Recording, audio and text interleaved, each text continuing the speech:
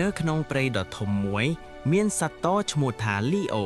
ដែលគ្រប់សត្វទាំងអស់គោរពខ្លាចជាខ្លាំងលីអូមើលទៅខ្លាំងនិងក្លាហានប៉ុន្តែអ្នកផ្សេងមិនដឹងអំពីអាថ៌កំបាំងរបស់គាត់ទេថ្ងៃមួយលីអូបានឮសំឡេងតូចមួយចេញមកពីស្មៃ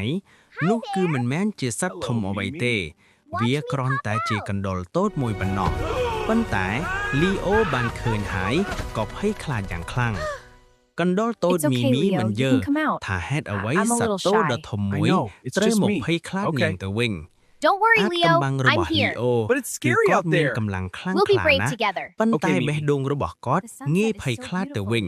It is. មីមីមិនបានសើចចំអកលីអូនោះឡើយនាងបានប្រែក្លាយទៅជាមិត្តថ្មីរបស់លីអូវិញហើយនៅថ្ងៃក្រោយលីអូបានរៀនអំពីកម្ You លា are ងពិតរ braver របស់ than you ខ្លួន think, Leo. គឺមិន Really, បណ្ដោយឲ្យ Mimi? ខ្លួនភ័យ Yes, ខ្លាចទៀត together ហើ we យ can do anything. ចាប់ពី You're ថ្ងៃនោះ right. ទៅសត្វតូដែលតែងតែភ័យខ្លាចកណ្ដុរខ្លាយជាសត្វតូដែលក្លាហានជាងមុន